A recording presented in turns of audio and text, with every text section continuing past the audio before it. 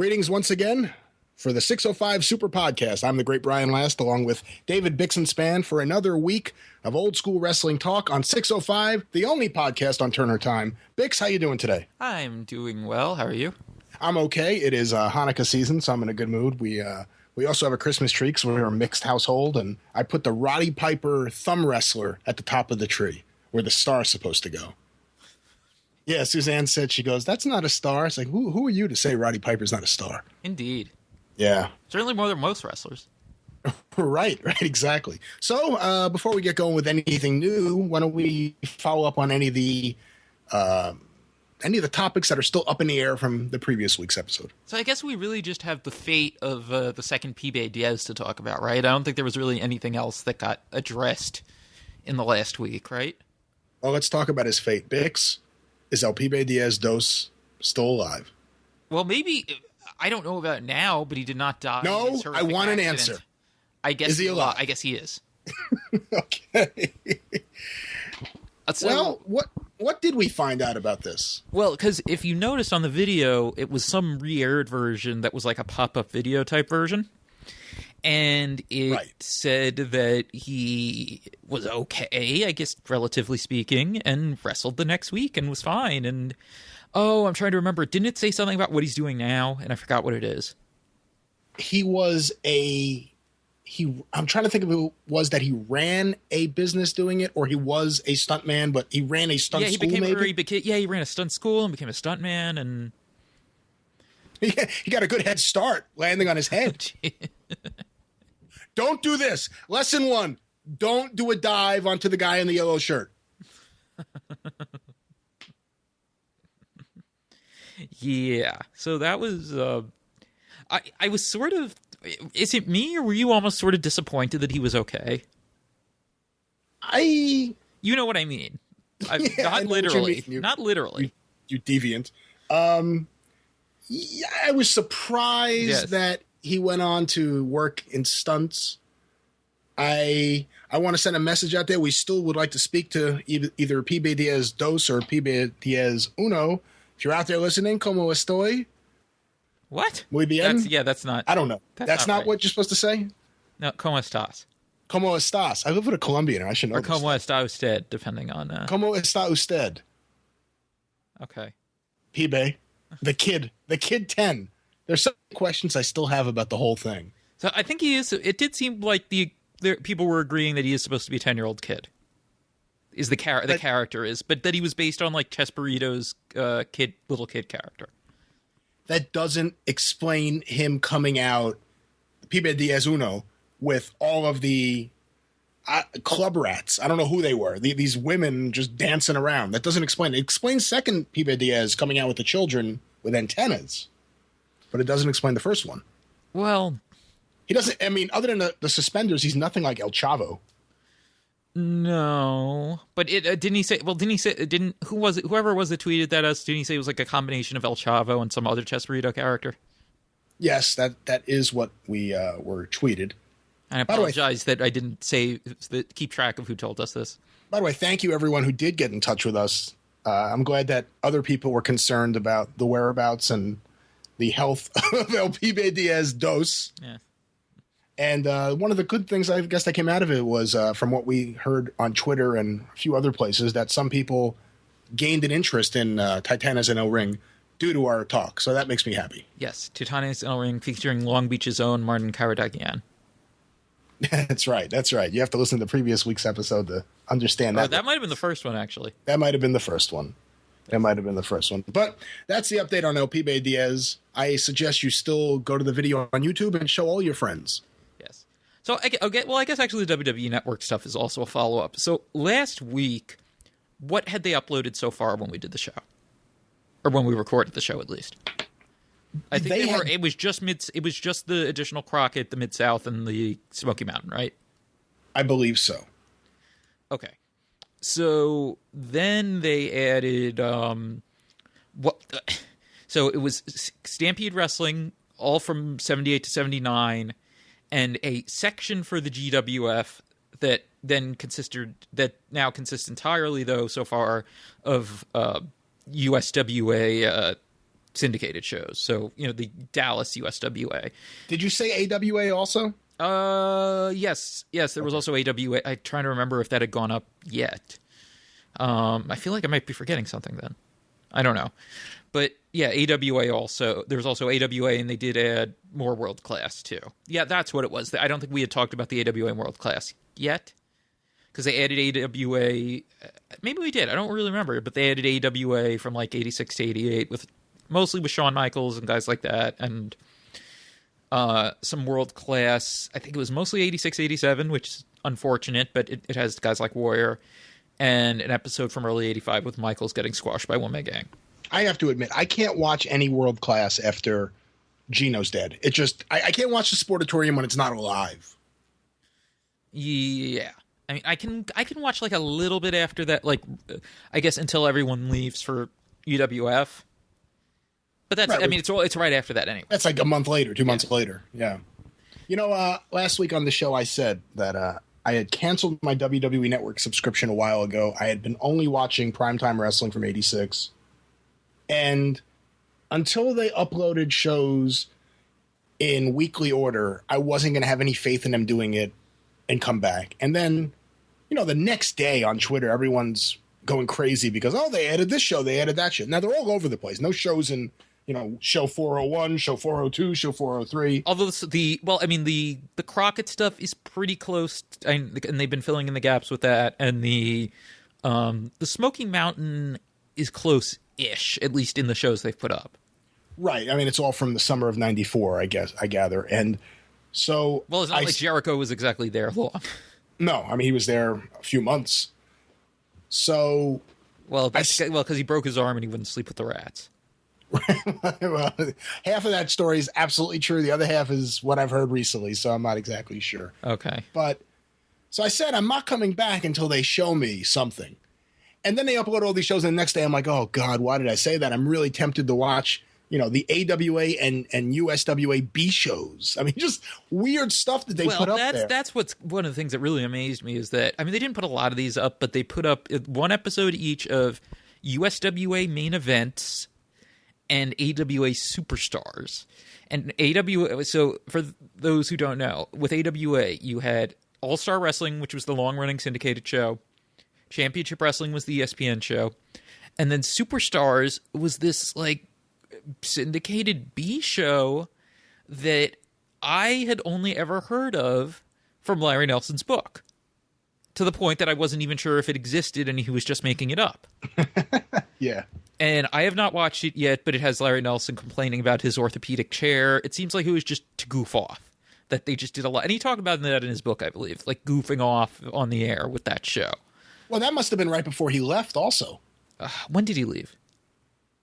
Because this one was was this from 86? Or that one? Oh, was it 86? I thought it was 88. Okay. No, I'm saying I'm trying to remember when it was from. If it was from 88, it's probably one of his last shows, yeah. Right. So that's interesting. And USWA main events, which I don't think I had ever seen, and I don't think aired anywhere in our footprint. I mean, that's probably the wrong word to use, but in or around New York, which was because USWA Challenge was the show that had been World Class Championship Wrestling. USWA Main Events was the show that had been Wild West Wrestling, right. Which after Wild West Wrestling stopped having original shows, I think if Wikipedia is to be believed, and in this case I do, because Wikipedia's World Class entry is actually fantastic, it became like a mix of like older matches, like recent-ish but older matches, and maybe like a few months old Fort Worth matches, and then that became USWA Main Events, which it looks like was just a mix of stuff from months ago, and like no wraparounds or anything though. There was no context given to it, so it's actually the perfect WWE Network show.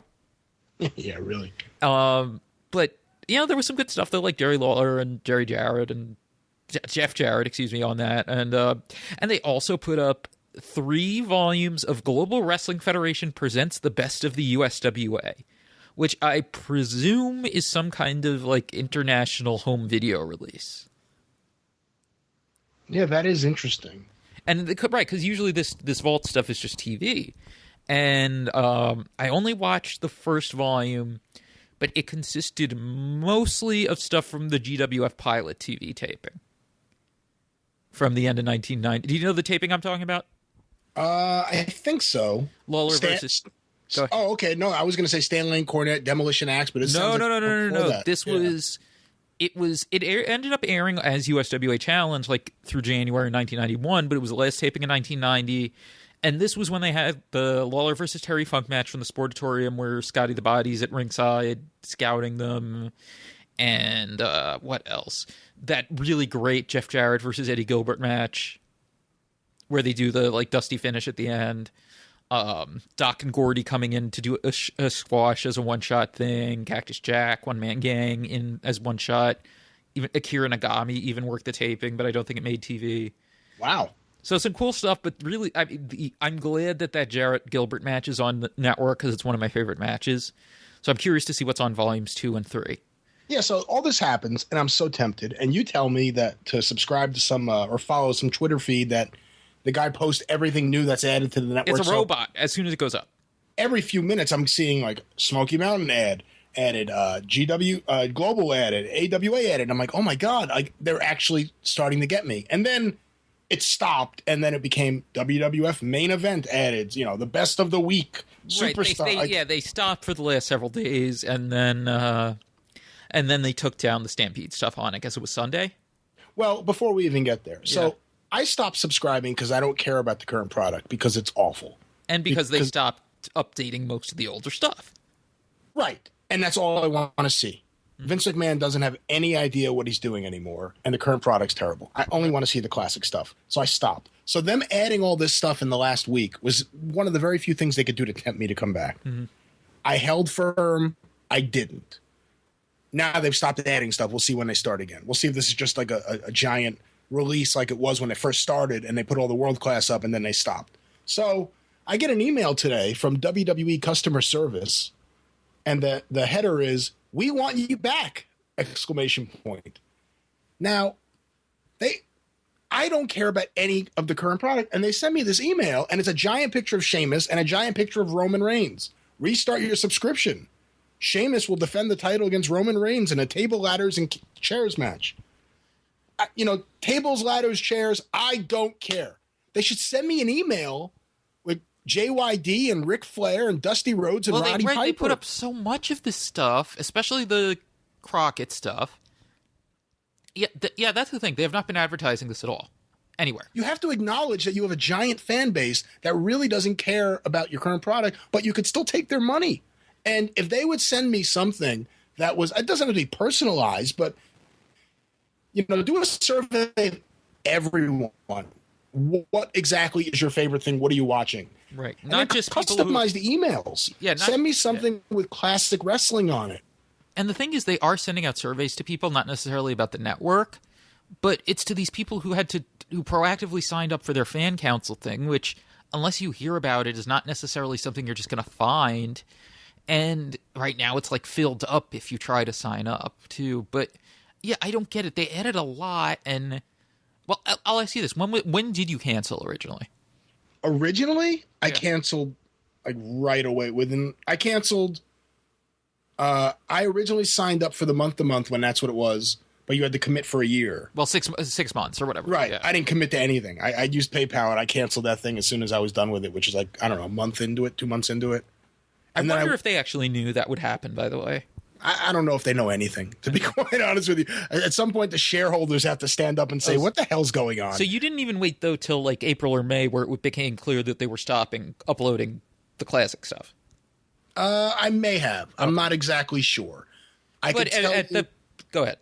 I could tell you that I started again last year around the time of WrestleMania because I wanted to see Lesnar versus Roman Reigns. I wanted to see Lesnar kill him. And except for the finish, that's exactly what the match was. It was great. So probably let's say June of last year, and then you subscribed again for March of this year, or April, whichever it was. Yeah. Around then. Yeah. And then I stayed maybe 2 months because I was going through, at that point I was going through all the prime times in order, and that was it. That was all I was watching. Now they have never sent you any email about any classic content that was added, whether it was the prime times, the TNT, the ECWs, the Nitros, the Raws, nothing. They've never sent me an email about classic content. They've never sent me an email to ask me why I left. Mm-hmm.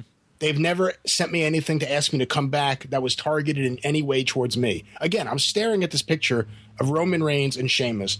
They both look ridiculous. Well, it doesn't even have to be targeted, though. I don't care about either one of these guys. Why would I subscribe? Well, the thing is, though, it doesn't even have to be targeted. No. It could be a picture of Gorilla Monsoon saying, hey, look what we added. And just having a list of things. Or just or like you said, Ric Flair, Dusty Rhodes, JYD, whatever. There you go. Right? Yeah. Right. I don't understand what... Like, they have not ever... Like, I guess... No, they did... I feel like maybe they did push some of them on Raw, though. Which is great if you're watching Raw. Like, I think they did. I don't watch Raw. Well, that's what I'm saying, yeah. Raw. The only communication I have with WWE is through these emails they send me. And they send them fairly regularly. It's always before one of their little pay-per-views. Well, that's and it's always a picture of The Undertaker or a picture of the Wyatt family or this. And I don't care. Well, and also what's so stupid about that, too, is, like, a lot of services would try to offer you something if they're trying to win you back. Them, it's always just, hey, we have a pay-per-view. And it's like... Don't you think that don't they think that if you are watching and interested in the pay-per-view, you would subscribe? Yeah, I mean, and another thing is, I get emails from Netflix, and I subscribe to Netflix. Yeah. Brian, we just added a movie you might like. And they recommend things based on what I've watched already. Well, that's because Netflix has the money, because they have a recommendation engine, and WWE has not invested in anything like that. But even if it doesn't go based on a recommendation, they can still generate an email that says... Brian, we've added some shows you may like. No, it's inexcusable. That they have not done emails for adding the classic stuff is ridiculous. It's ridiculous. But enough about that. So they added the Stampede stuff, and I watched some of it. First thing I noticed, though, because the Stampede, for those who don't know, was very behind other territories technologically, like grossly. They were black and white through, based on what we have, early 70s, I guess. At least, yeah. And then film through 80, I guess? Yeah, about there. I mean, yeah. And then, so it looks like, though, they have the original films and they rescan them in HD. So the shows look awesome. I mean, they don't look like a great 16mm movie in HD or...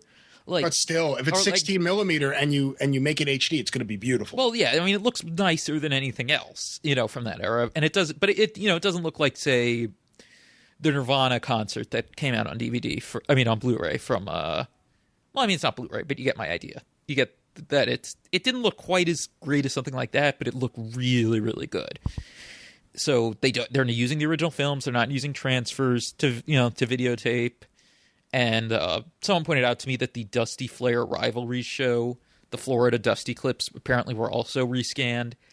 I looked a little. It didn't look... I mean, it looked like they might have been, but they didn't look quite as well taken care of. But anyway, some interesting stuff on these. And then I guess it was Sunday, they took these down because whoever was involved in putting this stuff up did not know that Bret Hart technically owns his Stampede matches. It's interesting. I mean, they obviously took him down. I wonder, does Bret Hart have a claim if he wanted to say, you guys owe me money now? Since I'm sure they broadcasted something he owns the rights to. Yes. I mean, it's not like it's it's not a royalties thing. It's he owns it. I'm going to guess they're going to work something out because, Observer Radio, Dave was talking about how he, what was it?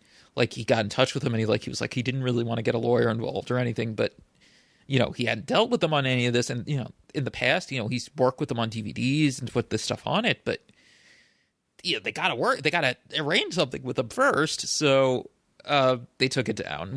Well, it's also one of those things, if you don't keep WWE in check, they will just keep doing whatever they want to do. You have to make sure as soon as they violate something, you put them back in the check. Yeah. So that was disappointing. I mean, I guess we'll see. I mean, the Owen DVD's out now, so I don't know if to hype that, if maybe they'll put up some Owen era Stampede stuff. So, it's only the Bret stuff that's an issue. How was, after all these years, Bix, how was it listening to Ed Whalen? Oh, God. I mean, he's good in small doses for what he is. But, like, as long as you're not seeing him edit an angle or a bloody match off TV or take away heel's heat, he's fine. But, I don't know. Like, I mean, there was some fun stuff, like, where he was lying down next to an injured and after he lost to John Foley in the ring. So that was kind of amusing. And also, one of the shows had the promo where John Foley became J.R. Foley, talking about his inheritance. So now that's cool. That's cool. Now, did you see the screenshot I tweeted, though, that showed just how nice the stuff? I mean, look great. I mean, I figured anything on film, anything that's on 16 millimeter and it's been preserved is going to look beautiful in HD. It seemed like it was preserved pretty well. I mean, and it wasn't even, it's not even full HD. I think the network goes up to 720p. Well, it's pretty chilly up there in Calgary, so it's a good environment to store I guess so. Yeah. So, unfortunately, that stuff's not on there.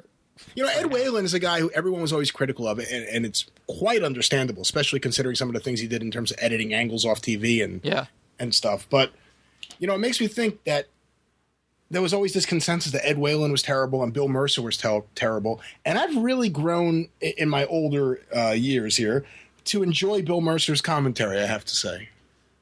See, I like Mark Lawrence, but I haven't been as fond of Bill Mercer. I'm going to say it again in case anyone didn't listen to the episode of Between the Sheets I was on a few weeks ago. My favorite Mark Lawrence line is, "The winner of the match, Kevin." Because that's all you need to know. That's world class in a nutshell right there. That could be the name of the world class book. The winner of the match, Kevin. I mean, if it was a world class book that didn't deal with everything else behind the scenes. But yeah, Ed Whalen, I still, there's just something bad about him. And whenever you hear Brett or someone who grew up there do an interview, they say, "Oh, he was the best announcer. He was the greatest wrestling announcer." It's all about, I guess, who you grow up with. Well, yeah, I mean, and Bruce will alternatively call him the best and talk about how much he ruined everything. Yeah, well, that's Bruce. Well, and he's probably, I don't know. I mean, you know what, though? If you're Bruce, like, I can see also why you'd like Whalen in a way, though, because Whalen really loved those, they called them mid-heavyweight matches. Yeah. And he really was sincerely loving calling those. And that was what he really loved. And that was Bruce's division, with Dynamite and those guys. So I can see how he'd have a fondness for him in that sense. Yeah. So the thing I wanted to talk about, and now we'll just kind of go into like our regular jumping off points now, is so one of those shows, I think maybe more than one of the shows, I guess, had Junkyard Dog as a rookie as Big Daddy Ritter. And I guess this was his first long stint in a territory, because I think it was in his Observer obituary that he had briefly been in Memphis. Yes, he had. Yes. But very briefly, right? Like a few weeks. I'm not sure if it was a few weeks or a month or two, but he was definitely there. It was not long, though. I don't think. Okay, I take your word for it. Anyway, so, he's already a great promo. And unfortunately, we don't have enough JYD promos because we don't have the local promos from Mid-South from when he was a star there. And we also don't have, the first, year, 2 years or whatever of him in Mid-South. But here he's already a great promo. But the match he has is with this old guy, Paddy Ryan. I would say not really heavy set, just kind of like a guy who let himself go. And they have this really like bloody, heated match, and it's actually really good. And I'd have to find the actual passage, but I think Brett did talk about Paddy Ryan in his book, that maybe he had one of his first matches with him and that he carried him really well. So maybe Paddy Ryan really was like a really, really good worker. But even if he was, between this and the Mid-South I've seen and some of the Houston stuff, I'm starting to think that JYD being this awful, terrible, irredeemable worker is a myth. It's a lot of it is based on his work post 1985. Well, I'd amend that too, because based on his work from once he started having the coke problem and the marital problems. Right. I mean, if you watch 1990 JYD, yeah, it's rough. Anything after that, it's really, really rough. But first of all, you gotta understand, he's not someone who's going to go have a 60-minute match. Not that anyone would want to watch that. He's not going to have really a 20-minute match for the most part. And he shouldn't. That wasn't not everyone should do what everyone else does. Andre the Giant shouldn't go do moonsaults. No. JYD should have short action, short matches where he ends it with the thump. And that was it. And it worked. I mean, it worked amazingly well. I mean, for what he needed to be JYD, he was perfect. And I will say for the record here, I'm someone who thinks JYD belongs in the Wrestling Observer Hall of Fame because I voted for him. Because for 5 years, he was one of the biggest stars in the wrestling industry. He was the second most over guy in the WWF to Hogan up until they changed his theme music at the end of 1985. Mm-hmm. He had good matches. People may not want to admit it, with Ted DiBiase, with Nick Bockwinkel, with the him and Watts against the Midnight Express, set records all throughout that territory. Butch Reed, his feud with the Freebirds made every wrestling promoter in the rest of the country go, who the hell are these guys? We've never heard of the Freebirds. We've never heard of the Junkyard Dog. And they just sold out, or not sold out, excuse me. They just drew, 32,000 to 28,000? I think it was like 29,000, which was the largest crowd in the history of Louisiana wrestling until last year's WrestleMania. Right. He was the biggest drawing card in the history of Mid-South Wrestling, and then as an attraction was sent to Mid-Atlantic, Georgia, World Class, Memphis. He was one of the first people Vince went after when he started All-American Wrestling and he started putting matches from other territories of people he expected to poach on there. JYD was one of the very first people up on there. JYD, for a 5-year period, was as big a wrestling star as there was. He was all over the Apter magazines, too. And again, he was all over the Apter magazines as a star from Mid-South, which, although we love Mid-South and we talk about what a great territory it was technically, for all intents and purposes, it was in the middle of nowhere. It was a small territory that just happened to have all this great action. It wasn't a glamorous territory like a Mid-Atlantic or a Florida or a Georgia. And especially when he first popped the territory, Watts had not taken over all of McGurk's territory yet. Right. That's a very good point. It was Louisiana and Arkansas? I think Louisiana, Arkansas, Mississippi? Yeah, he didn't even have Oklahoma. His home, Watts didn't even have. He didn't have Tulsa. Right, yeah, Tulsa was still through, what was it, like middle of 82 or something? Was when? Maybe a little before that, early 82? Maybe, well, they were running Shreveport already by that point. So I got to feel like once they were running Shreveport, they probably had Tulsa. I think they always had Shreveport, though, Mid-South. They did? Because the stuff on the 2-inch stuff, there's stuff from 79. Oh, you may be right. right. Yeah, and that's true. Because I think Reeser Bowden. If Reeser's there, it has to be there. That's right. I think there's like some stuff where it's still McGurk, and then there's some stuff where it's... I'm sorry. I'm getting Shreveport, Louisiana, confused with Oklahoma. Yes, Shreveport's in Louisiana. Shreveport's not in Oklahoma. But yeah, they weren't even running Oklahoma yet, and they weren't even in Houston, I don't think, yet. They got into Houston, 82? Houston was, 82 when they replaced Southwest. And JYD was a major star there, too. Didn't JYD actually get booked into Houston before Mid-South became the main booking office for Houston? I think so, but I'm not certain, so I can't say that. Because Mid-South was technically an independent and not an NWA member, so it wasn't a bad thing or something anyone could cry foul over if JYD got booked into Houston while they were booking talent from Joe Blanchard. And Dave kind of made in the Observer an argument similar to this about Kerry Von Erich, that for a period of time, Kerry was one of the biggest stars in wrestling and went as a touring attraction all over, but his period of time wasn't as long as JYD's. No, and I'm not even saying that Kerry would be undeserving, but also the thing we didn't mention, which JYD that we should mention, he did all this as a black guy in a territory based in Louisiana, feuding with Lynyrd Skynyrd, listening to Confederate flag-wearing rock and roll heels. Yeah, although to some of those people, rock and roll may have been just as bad as being an African American. Well, who was the promoter? The Klansman, who whenever JYD would do the local promos, he would go out of his way to tell Reeser Bowden, "Oh, I can't wait to go to a barbecue at his house. It's my favorite thing to do." And then he would get grief from the other Klansmen. He would tell Bill Watts, "Please have him stop telling people he's coming to my house for a barbecue." Wait, what? I don't know about that. Oh, yeah. I forget which promoter it was. I wanted to say George Culkin, but I don't think that's the right guy.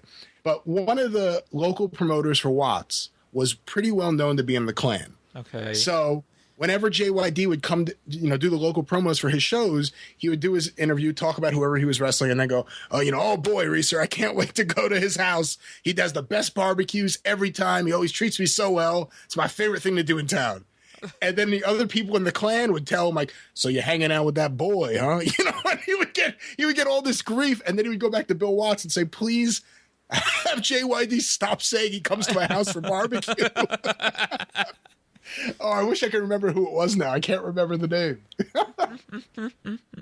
Oh, wow. I've not heard that one. And if you track his career, he went from, obviously we think he was in Memphis, and then it was Stampede, back to Mid-South, where he was pretty instantly over, but then he became just massive. And then where? Georgia, and then back. Well, Georgia was Georgia 81 during the first Loser Leaves Town, or was that just concurrent with him working shots? I think he was just doing shots. Yeah, I'm not sure. Well, because the first because that was 81, I think, and then it was 81, and then whatchamacallit, first Stagger Lee angle was 82, wasn't it? Right. S. Lee is Stagger Lee. Yes. Randy Anderson was the guy who brought the sign down. Yes. That's right. Pee Wee Anderson. What's his background?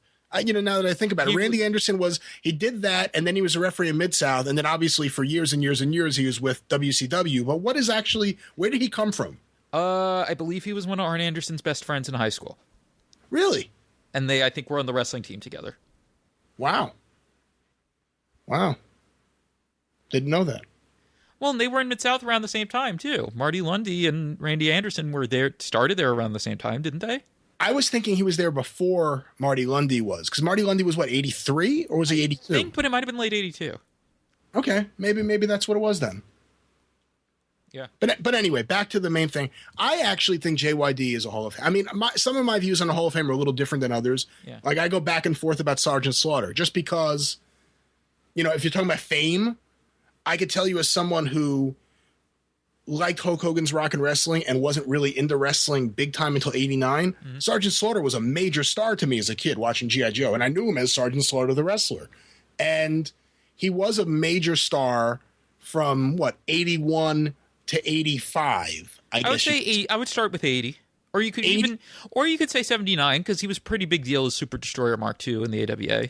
Right, but I try to limit it to just him being Sergeant Slaughter, because to me, that's the Hall of Fame is that character. Right, Super Destroyer Mark II was a good hand. Right. What a great manager. Right, Lord Alfred Hayes was his manager, right? Yes, and people don't realize just how good a manager Lord Al Hayes was. Oh, he was great when he feuded with Heenan. I mean, that was great stuff. Or even the stuff in Toronto where he's feuding with Johnny Weaver. I don't know if you've ever seen that. No, I've never seen that.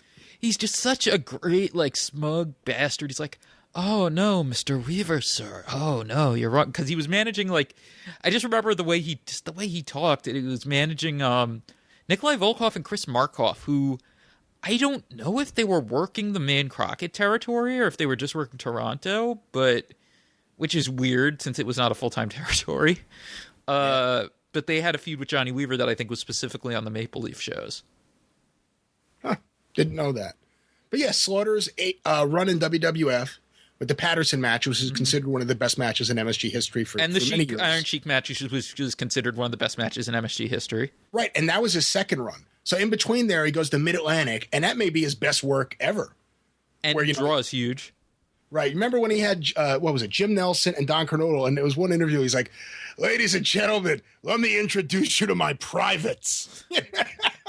And there's, his two privates there.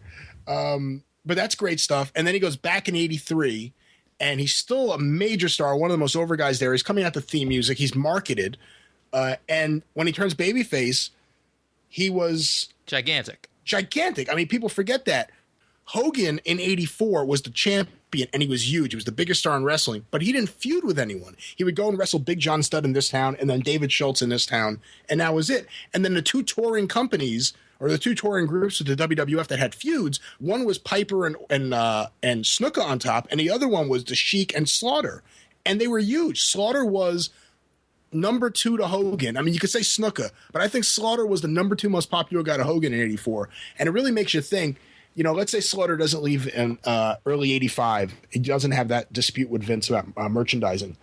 And after the Sheik feud, I mean, I guess you could do Volkov, but I don't know who you'd feud him with. You got to think eventually back then, much better than it would have been in 91, they would have turned him heel and had him go against Hogan. And that would have been huge back then. Yep. Right? Hogan Slaughter, WrestleMania 2? I like that. And who knows? I wonder if Slaughter Slaughter? The Jerry the son King's between Slaughter and Lawler? Sergeant Jerry Slaughter. Steve the Brawler Slaughter. Oh yeah, Steve Lawler is now on WWE Network because I think he's in the Battle Royal on the first Best of USWA. Oh, so we're about 2 weeks for him trying to sue for money. The Doug Summers Act. I demand that I'm going to sue. I want some money for this. Yeah. So what was I? Oh, so yeah. Sorry. Yeah, I'm sympathetic. Yeah, I'm sympathetic to Slaughter and JYD, especially JYD as Hall of Famers. I really, really am. And as a worker, I mean, we talked about it a little, but yes, after the drug problems and stuff, and after he lets himself go, I mean, he wasn't really any good. But before, I mean, he's relatively limited, being the operative word, but I mean, yeah. But he's always in there with great guys. I mean, let's go from WrestleMania 2 backwards. They put him in a feud with Terry Funk. That was probably the best guy they could have put him in a feud with. Right. Because Terry Funk could get a great match at it anyway. And he was still having and he would have good matches with Terry Funk. Right. Those matches were good. Before that, on Championship Wrestling for that year of 85, for the most part, he was in tag matches with Tito Santana or with this guy or that guy. So they tried to keep him in tag matches, to protect him a little bit. He wrestled Greg Valentine at WrestleMania 1. Which wasn't really a feud, though. No. And then in 84 Mid-South, it was him and Butch Reed. Again, it was Stagger Lee and Watts against the Midnight Express again. Kamala. He lost.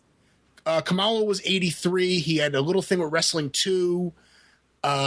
Yes, the match that killed New Orleans.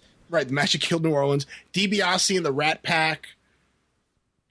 I mean, I don't know. I think, and again, especially with something we talked about a few weeks ago with the Carlos Colon rule, where Carlos Colon, a category was created for the Wrestling Observer Awards so that Carlos Colon would have a fair, I wasn't going to say easier, but let's say a fair entry because of his region. Yes.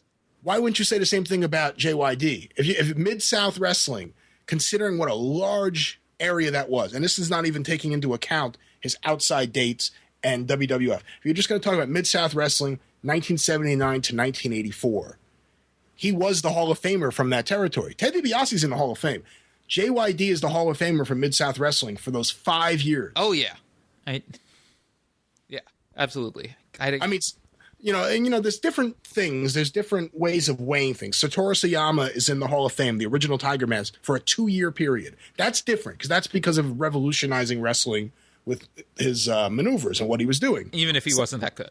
I sound like Vince McMahon saying maneuvers, but maneuvers. Well, I know there's that debate. We'll save that for another episode about Sayama and his place in history and how good he was or wasn't and how good those matches with Dynamite were or weren't. But he's in there for a 2-year period. Yes.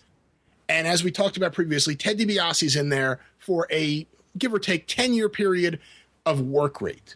And that's really the main the main attribute that caused him to be inducted in that introductory class in 1996. Yeah.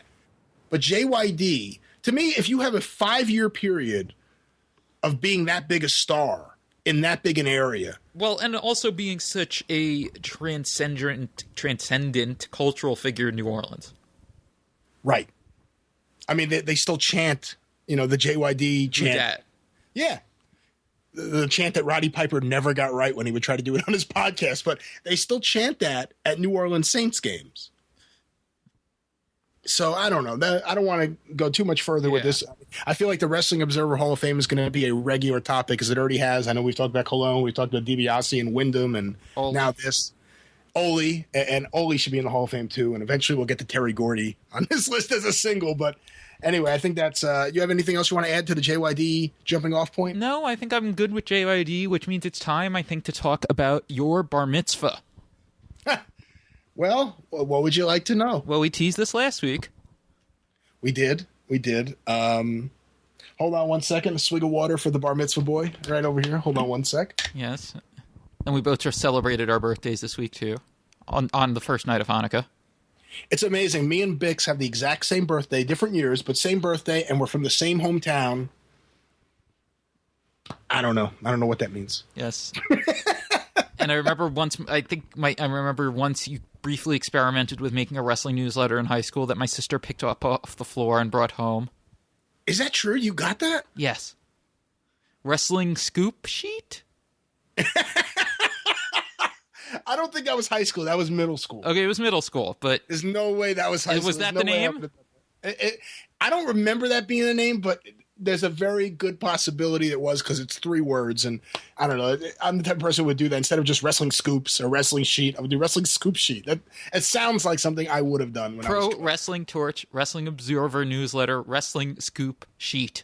Yeah, that sounds like something I would have done. I don't remember that being the name, but that sounds like something I would have done. Do you have that still? Can you burn it? No. Please. I guarantee whatever it is, it was just me copying the Observer. I guarantee it. Of course it was. Or repeating whatever I heard on Vicious Vincent's World of Wrestling. So, last week on the show, we talked about Vicious Vincent's World of Wrestling, Vince Russo's 1992 radio show out here on Long Island. And I was a big fan of it. And I was 12 years old. And I contend, and I believe, and I intend to maintain this belief, that it was actually a fun show to listen to if you were a kid who was into WWF, because there wasn't really anything else like that. If you had never heard Pro Wrestling Spotlight. But even if you stumbled upon John Arezzi's show, or you somehow woke up for Rich Mancuso's show, which I did many times, and boy, we need to talk about that show. I have not heard it many times. I mean, my dad would occasionally try to record it for me. I mean, the joke everyone would make was true, where you would call up and be like, "Hey, where's Bruiser Brody? Oh, he's in Japan."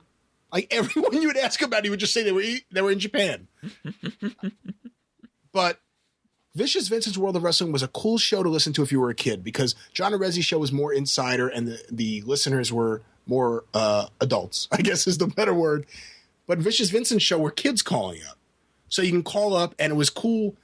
You know, that's where it really became cool to a lot of kids to root for the heels, because there were 3 hosts. It was Vicious Vincent, Skull Von Crush, later Vito LaGrasso, and the Mat Rat. And the Mat Rat was the babyface, kind of dorky character. And then Vicious Vincent and Skull were kind of cool because they rooted for the heels. They loved Ric Flair. Right. I mean, it's funny, considering everything that happened. But they're friends now. Yeah, but to get in good with Vicious Vincent back then, you would call up and go, woo! And then he would do it back at you. And then, he would know that you're on the heel team. So anyway, did you ask your parents, or did your mom broach the subject with you first, to book Vicious Vincent and Skull Von Crush at your bar mitzvah? And the Mat Rat. Don't forget the Mat Rat. So the Mat Rat was there too. I'm not sure. Oh yeah, he was there because there was an incident with him and Skull, which we'll get into. Okay. But my mother, like a typical Jewish mother, she took the bar mitzvah on, full blast. There was, a pretty large budget for that, and Jewish women like planning parties to invite, everyone. Okay, here's an aside for you. What do you remember the name of the cousin that you had never heard of before, where you first asked your parents, who the hell is this person, when they started planning? Oh, I mean, I knew who everyone was, but it was like, no, that was invited, or that was that they considered inviting. Do you know something I don't know? No, I'm talking about, I'm thinking in terms of my bar mitzvah, because I remember I hear my mom start talking about, an Akeem, and, my sister and I are like... You have a cousin named Akeem? Apparently I have some kind of distant relative named Akeem. Bitch. I just said bitch. Excuse me. Bix. You just became so much cooler in my eyes. You have a cousin named Akeem. Akeem Bixen's fan? I don't think he's a Vixens fan. Oh, all of the Vixens fans that we don't know personally are either super Orthodox or Hasidic. Akeem Kaleidoscope? No, inside joke. Some of you may know. I kind of knew who everyone was. I did think it was preposterous, the whole idea of, Mima's friends. All of them are invited, although they were cool. They gave me large, large gifts. Yeah. But everyone from the office was there. Everyone from all over my universe was there. All the PTA parents my mother was in PTA with were there, and so she was really into planning it. And the first thing we did was we needed a theme. And to me, it was obvious. It was like professional wrestling is the one thing I love. Mm-hmm. I wanted to be wrestling. I had a couple friends the year before who had bar mitzvahs, and a year after. and their theme was baseball. And I was always like puzzled about that because I was like, they don't really like baseball. Like, I like baseball, but you can't have a conversation with them about what's going on with their team. It was just they had nothing they really loved, so they kind of just went with something they liked. Well, and also the person they got the centerpiece from, the glittery, centerpiece, could make a baseball.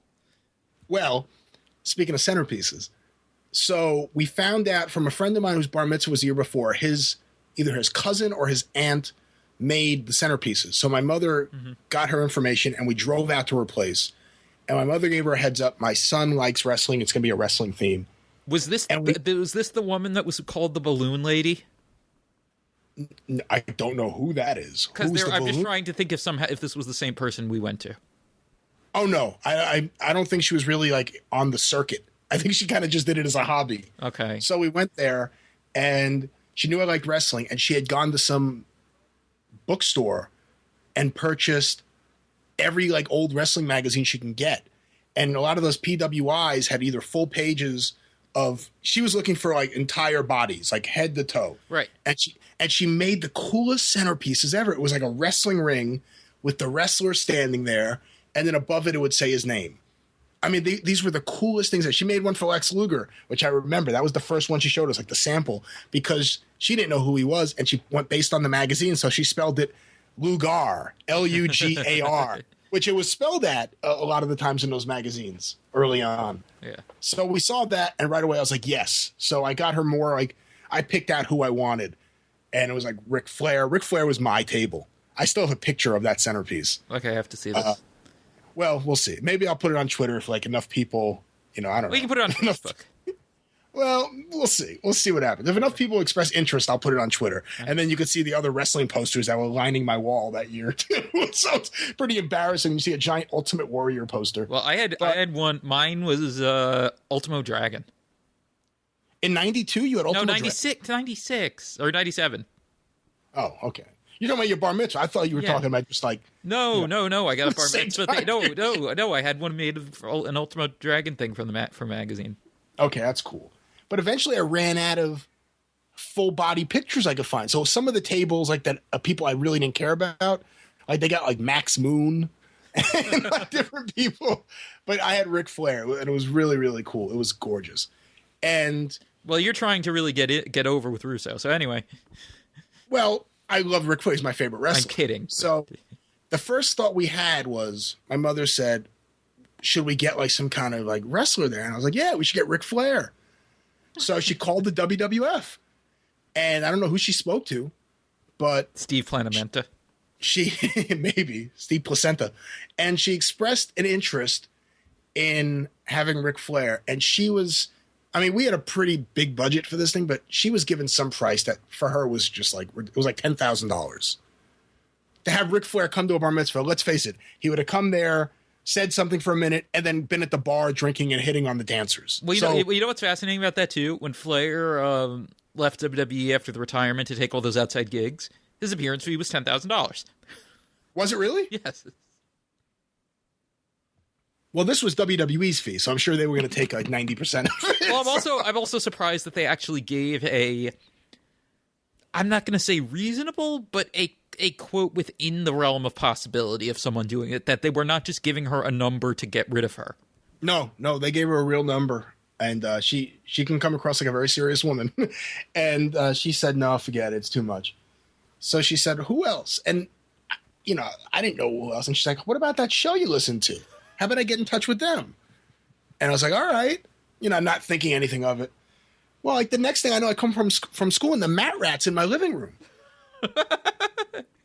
And like, this is the first time I hear the Mat Rat's like real voice. He's, talking about stuff. And my mother. Wait, did you know had you met him yet at this point? Like, was yes. this before? So this, all right. Cause the thing, either the bus, whether it was the bus trips with the live show at Whitey Ford's Grand Slam. I went to a bunch of those live shows at Whitey Ford's Grand Slam. I was just thinking about that the other day. Cause you know who used to be at those shows? Oh. Do you remember one of the biggest pieces of shit that was around back then? Do you remember Boss Hog Calhoun? This would be the fake Haystacks Calhoun who sold those wrestling magazines? He said he was the grandson. Yes, I remember buying the grandson of Haystacks Calhoun. I remember buying a magazine from him at an Nerezi convention. Yes, he would show up at these things and talk about how he was about to go into the WWF to feud with The Undertaker.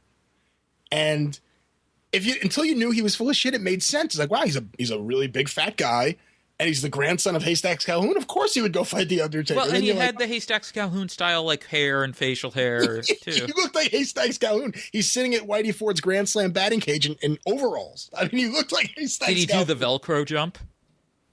No, he didn't do anything except sit in a chair and drink sodas. Remember back then, Whitey Ford's Grand Slam was a sponsor on Vicious Vincent's show, maybe one of the only ones, and it was go to Whitey Ford's Grand Slam and mention Vicious Vincent and get a free hot dog or a soda. And at the actual live event at Whitey Ford's Grand Slam, me and whoever I was talking to, we said, hey, let's go do that. We went up to the counter like, hi, we like a hot dog, Vicious Vincent. And they had no idea what we were talking about. It's their advertisement, and he's actually there doing a live event, and they still had no idea what we were talking about. So I always wonder how those are supposed to work anyway, by the way. Like, mention XYZ. Yeah, I mean, it's just such an uncomfortable... So how about that Vicious Vincent World of Wrestling? How about... whatever. Vicious Vincent sent me. Woo! What are you supposed to say? Well, wrestling fans. So my mother somehow got in contact with them and reached some sort of agreement so that we were going to have Vicious Vincent, the Matt Rat, and Skull Von Crush. And Skull Von Crush, excuse me. Later on, he became Skull Von Crush in Memphis, but he was actually just Skull Von Crush. And at the time, he was also doing jobs on WWF TV as Skull Von. No, as Von Crush. That was his name. So it's like when Kevin Von Erich was in Mexico as Von Erich. Yeah, exactly. Except he wasn't getting squashed by The Undertaker in a minute and a half. Okay. So the next thing I remember from this whole thing was one day, it was like a Sunday. It was actually one of the Sundays before a live event. Mm-hmm. And all of a sudden, Vicious Vincent, Skull Von Crush, and the Matt Rat are in my house eating pasta with us. And my mother said to me, she goes, look, I'm going to get these guys for your bar mitzvah. Don't let them know that you know. So the entire time I had to play dumb. You had to play dumb about why Vince Russo, the Matt Rat, and Vito LaGrasso were in your house. Yeah, exactly. Hold on one second. Swig of water for Brian from Long Beach. Okay. I'm trying to remember who else was, I don't know. So... That's scintillating radio, but go ahead. So when we went to the Whitey Ford's Grand Slam, me and my friend actually rode in the car with Vito LaGrasso, Skull Von Crush. Okay.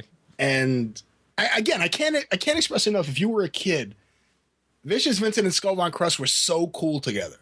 And Skull Von Crush eventually left the show when they went to 1 hour on Sundays because he couldn't do the show anymore. And that's kind of when the show dropped off. But he was so cool. And so we go to the live event, and now I know they're coming to my bar mitzvah. And now each week when I call the show, I feel a little more confident. Like, hey, Vicious Vince, let's talk about this, And I get to my bar mitzvah, and at some point they pull me in the back, like to the catering area, or not catering, but the kitchen.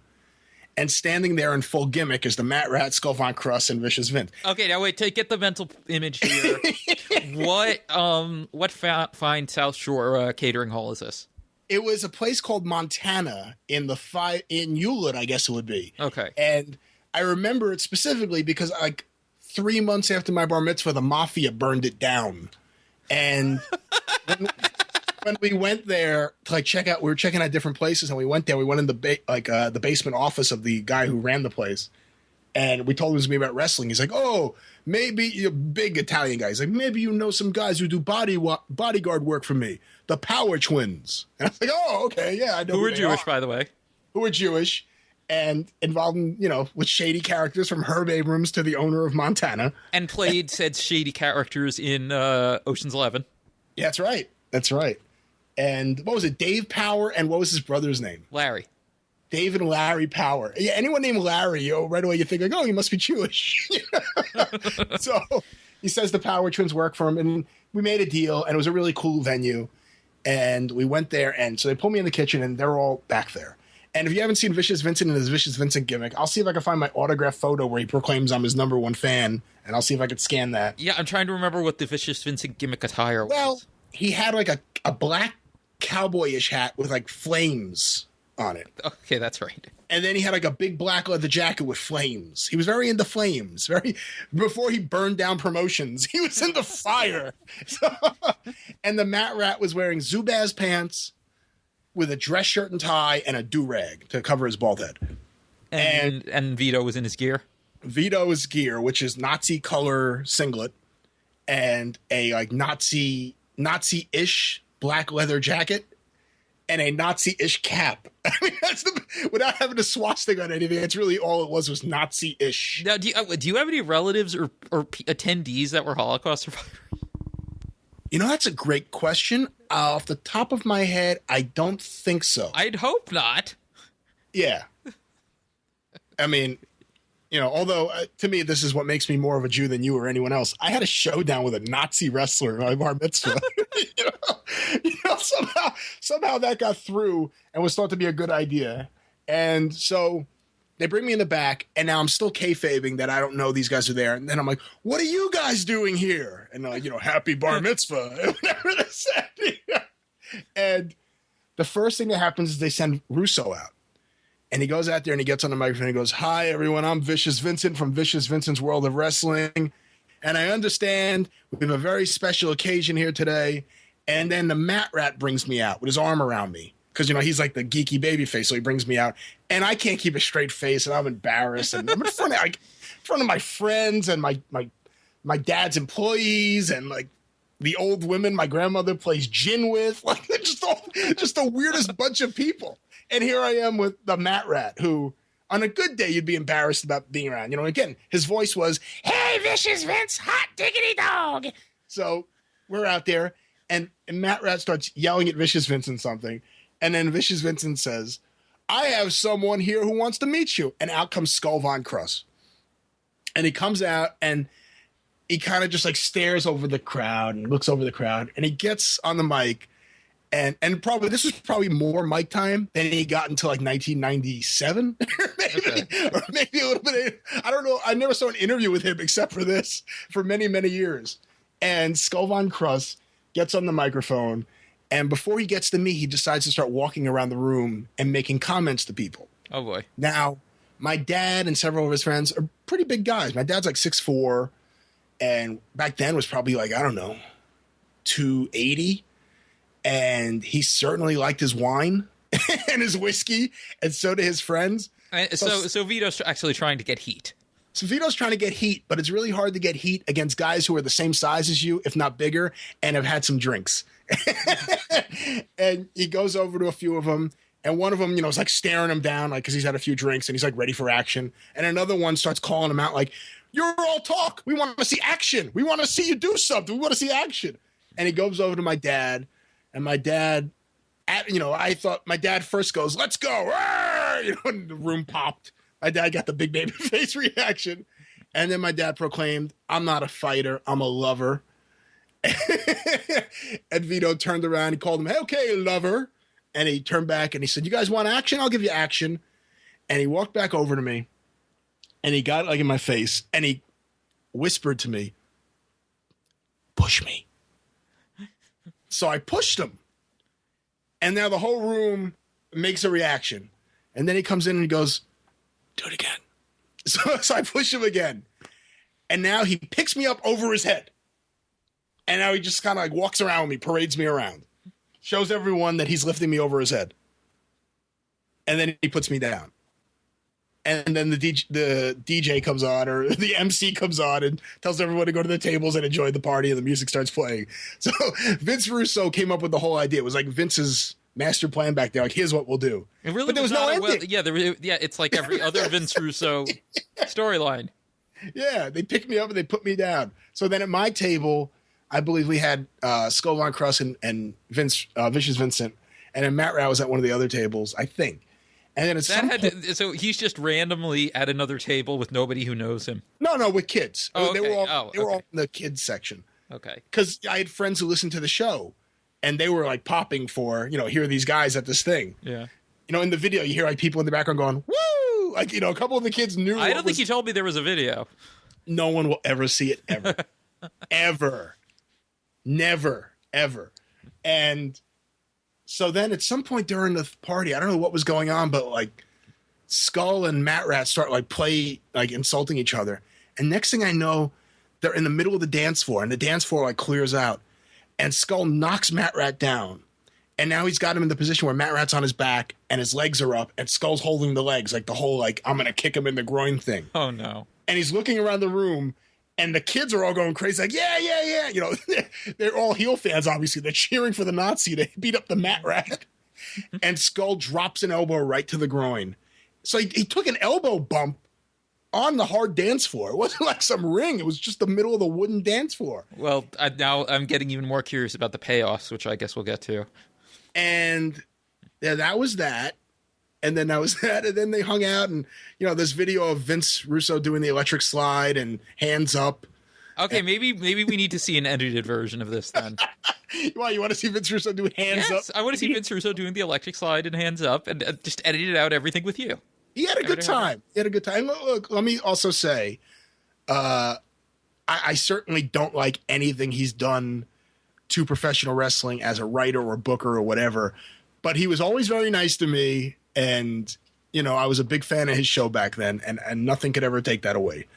But with that said, I don't like anything he's done since. Vicious Vincent to me was the peak of his career. And so then, trying to remember what came next. They were there, they were hanging out.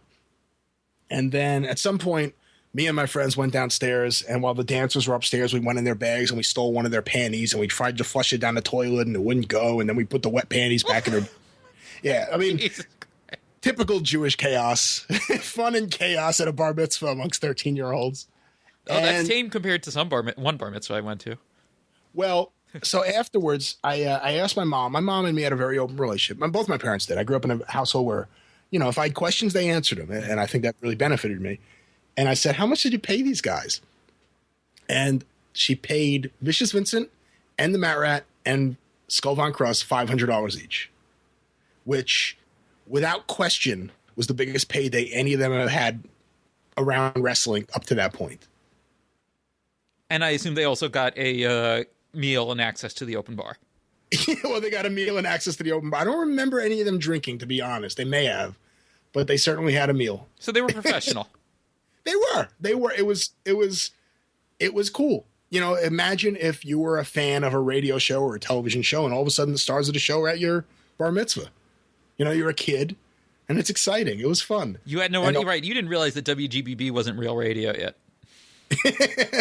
No, I thought it was real radio. I mean, other than WFAN, it was all, you know, it was the only radio I really knew at that time. Right. I kid, but it's, you know, it's one of those stations that was all time buys. Right. But I certainly didn't realize that back then. Right. So, I mean, is there anything else to talk about with this, or? I don't know. Well, what did Jim Cornette think the first time you ever told him about this? You know, I don't know. I was thinking that recently. I was like, I know I told him about it, but I can't remember his reaction because I probably was.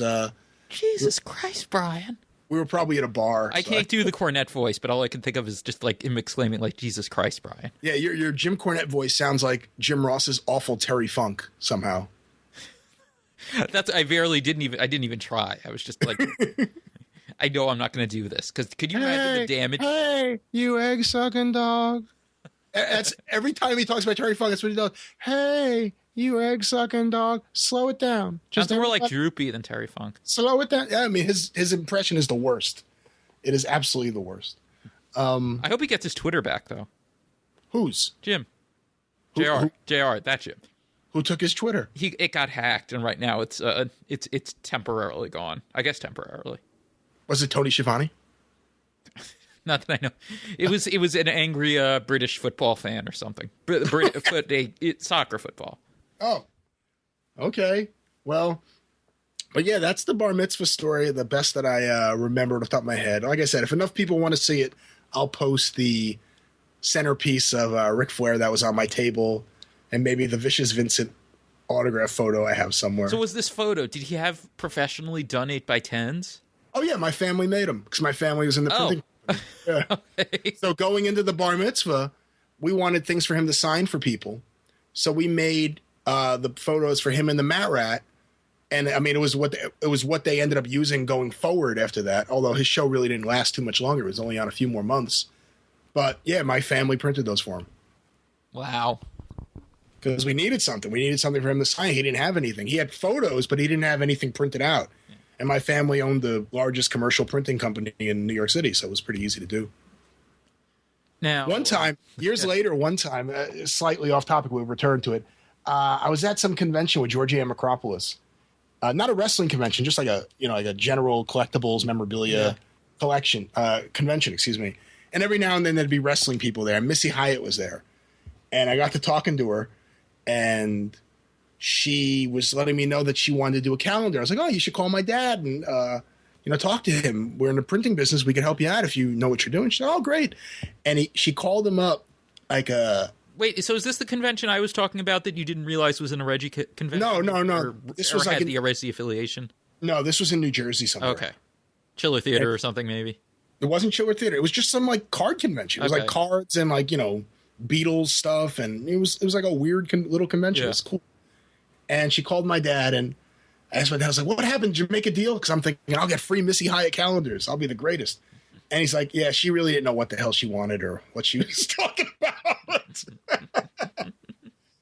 So the other story with my dad, now I'm going to tell my stories about my dad, because I know he doesn't listen, is I was at a convention at Hofstra in 94, I think.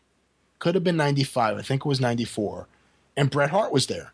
And I started talking to Bret on his way out. And I was like, hey, I'm from Long Beach. And he goes, oh, that's where my parents, met. That's where my mother's from. So I knew I had an easy connection there. Right. And I said, I just was watching footage. I got 1979 Georgia with You're On It. And he's like, oh, I would really love to see that. Mm-hmm. And I was like, well, let me know how I can get it to you. And he said, okay, give me your phone number. I said, okay, here you go. He was one of my favorite wrestlers. So I gave it to him. And I went home and I sat by the phone just waiting for Bret to call. And he never called. And then the next day I went to school. And when I came home, there was something written on like a pad next to my bed. And it was just this ad. It was like Bret Hart, care of Marcy Engelstein. Care of Marcy Engelstein. And then it was this Canadian address that my dad clearly just jotted something down. I don't know what he wrote. He didn't remember what he wrote. So he was like, I don't know. I just wrote what she told me. But as soon as I went to school, my dad answered my phone. And it was Bret Hart. Like, hey. Oh, it was Bret? It was Bret. It wasn't Marcy. No. It was Bret. He said, this is where you can get me stuff. And he gave us Marcy's address. And the address, though, you couldn't figure it out, so you never sent it. It was, not that Canadian addresses are so difficult, but it was just. Well, the zip codes are a little weird. It was the zip code. It was everything. It was just, I don't know what my dad wrote. But yeah. So, yeah. Good times. And the bar mitzvah is in Vince Russo's book. I mean, not in detail, but it is. He just mentions like he went to a fan's bar mitzvah. Yes. Yeah. Actually, I'm trying to remember if he says it was a paid booking or not. If he refers to it as one. I think he does say that we worked a kid's bar mitzvah. Yeah. Something like that. So that was mine. Little did he know that a few years later I'd be buddies with Cornette at Fan Week. Yeah, 2 years later. Yeah. Less than 2 years later. That's right. Well, Cornette didn't know hair nor hide of him at that point. That's right.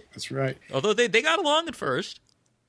When I went on the Vicious Vincent bus trip to Halloween Havoc 92 in Philadelphia, when we were leaving the arena, we had our crew getting ready to go on our bus, and all of a sudden you just start hearing this chant, Russo sucks, Russo sucks. And we're all looking around, and it was John Arezzian, like his whole bus trip. And I didn't know anything about the feud or anything, but it was the first time I ever heard Russo sucks chanted. And it was outside the arena, and he wasn't, he was just a radio show host. But it's been very confusing, too, because you were in Philly. Right. You weren't in New York, you were in Philly, and all of a sudden, Russo sucks. In Philly, at that awful Halloween Havoc pay-per-view. The highlight of it for me was I got a Steiner Brothers shirt, and they weren't even on the show. Do you still have it? Yes. Those WCW shirts go for a lot of money. Yeah, I don't know what kind of condition it's in, but I still have. I guess. But anyway. Yeah, so speaking of people who love Vince Russo, I did not listen to it yet, but you wanted to talk a little about, I guess, again, it's just a jumping off point. Yes, this has been more of a formatted show so far than the first two, and probably than most will be. No, it'll be easier for you to timestamp for the man who requested. I'm not doing timestamps. Oh, okay. But Jeff, I keep mixing the two of them up for some reason. No, Jerry one has Jarrett, talent, and the other one's his son. Well, Jeff was a good wrestler. Yeah, he was all right. He was a good wrestler until he turned heel. He was all right. I'll give you that, and I won't go. Okay, so Jerry Jarrett was on Cornette's podcast. What a great episode. Okay. You know, I know I read a couple of reviews where people said, it was all right. It may have been the best wrestling podcast interview I've heard. Really? Jerry Jarrett was amazing. He was talking about everything I would want to hear about. He was talking about his version of the Atlanta wrestling war, where he took over when they went to war with Ann Gunkel. He talked about dealings with Jim Barnett.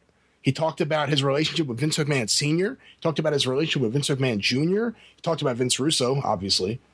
And Jim Cornette, and I mean, he talked about other things too, but Jim Cornette was the perfect guy to interview Jerry Jarrett because he knew exactly where to kind of nudge him and exactly what to ask. And he said that there's going to be a part 2 where they'll talk more about other things like the Nick Goulas, 1977 breakup.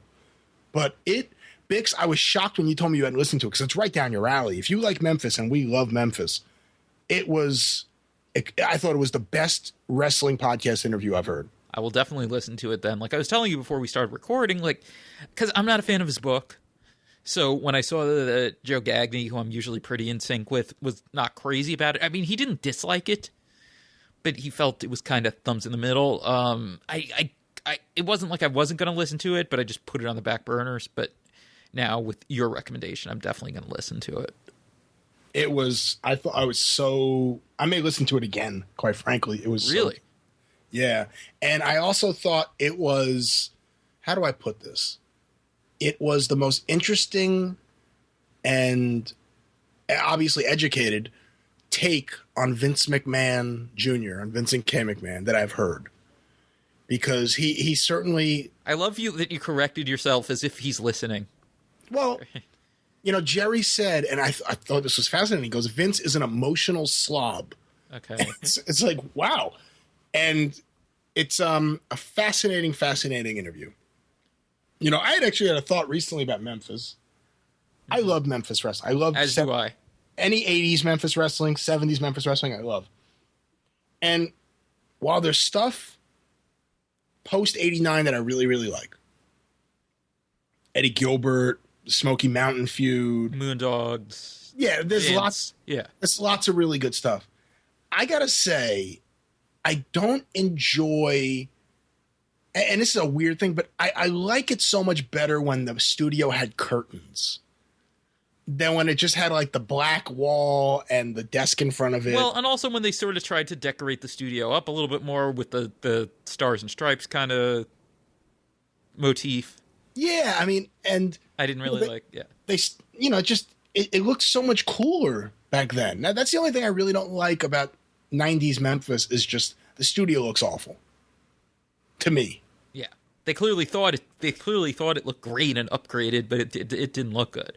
No, I mean there was there's sometimes just because something's a classic look and something's been around for a long time, you don't have to change it.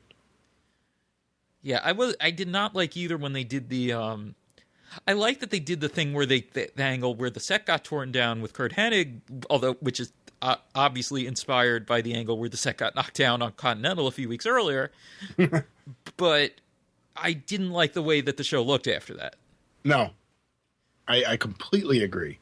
And then the way, I guess I'm trying to but wait a minute. But in '89, like when Ricky Morton was there as a heel with the weird like spray painted looking, or whatever it was supposed to be, version of the CWA set. But they were still doing interviews in front of the green curtain. Yes. See, so it sort of still resembled early 80s Memphis in that way. But after that, they got rid of the curtain. Yeah. Well, I guess, 90, like 91, like I'm trying to think. When they really started adding like the weird lighting is when I thought it was just like the point of no return. I thought it still looked okay like before that. And then... And was it 93 or 92 when they added the green screen local interviews? Oh, God. That was not good. Territories and technology. Not a good mix. There's a great topic right there. Okay, let's do that then. We can get back to Memphis in a bit. So, like, one of the things that comes to mind when I think of that is, you know how the Open for Southeastern Championship Wrestling talked about how they were, like, voted the best wrestling television show in the nation because of their innovative use of instant replay and whatever? Yeah. Voted that by Ron Fuller himself. I'm trying to remember, what did they say it was, like the Wrestling Press or something like that, right? Yeah. Which I'm guessing is, and I like Liz Thatcher, but I'm guessing that was a Liz Thatcher idea to put over the things that Liz Thatcher came up with for the TV show. Yeah, that's right. It may have been his publishing empire. Because, I mean, he really did do a good job with producing those shows, and like, because the way would do the personality profile stuff, and they tried to do some other stuff with the graphics. I mean, and he was a good announcer. He was doing a lot of stuff. I recently sold on eBay an old WWF magazine from like 1980, or maybe WWF by that point, actually. Right, and he was the editor of some of the programs, and he was the publisher, I believe, of the program. So was that? Did they stop using Norm Keitzer briefly, and then went with him, and then went back to Norm? I'm not sure. Let me see if I actually have it right here on my computer. Let me. Oh yes, because you scan these. Oh, I scan everything, man. You've scanned them, but you have not shared them with me. No, I haven't yet. I'm very selfish. Admittedly, I'm very, very selfish. Let's see. WWF Wrestling Action Stars of the 80s, Volume 1, Number 5. And let's see. From our staff. Well, and then the page goes flying. The hell's going on here? Bear with me. This thing's giving me problems. Okay. Let's see. Wrestling Action Staff, writers and photographers. Fred Durabais, Larry Dwyer, Michael Frias, David Rubenstein, Vito Schippa, and Al Testore. I don't know any. Larry Dwyer is the only name I ever recall hearing before. Art director, Cal Byers. I have no idea who any of these people are. Publisher, Les Thatcher. Published by LT and Associates, Knoxville, Tennessee. Oh, I wonder who that is. And then address all comments, ideas, opinions, and questions to WWF Wrestling Action Magazine, GPO Box 1256, New York, New York 10001. Huh. So I wonder whose PO box that was. Oh, here's a interesting article. As I See It by Vince McMahon. The staff of WWF Wrestling Action Magazine. Which Vince McMahon? It doesn't say. No photo? No photo. I guess it's supposed to be. I guess it's supposed to be Junior. I guess because he's the announcer. The staff of WWF Wrestling Action Magazine. First of all, it says WWF here. It says it on the cover, and it says address all comments, ideas, opinions, and questions to WWF. What year is this? Well, this is already. It's already in the. It's already at least 1980. It's 1980. So they've been WWF for a little while. Yeah. Well, I guess LT and Associates dropped the ball on that. Anyway. The staff of WWF Wrestling Action Magazine has asked me to comment on the controversy involving Bruno Sammartino and Larry Zbyszko. Zbyszko spelled Zybscko. Well, actually, close enough.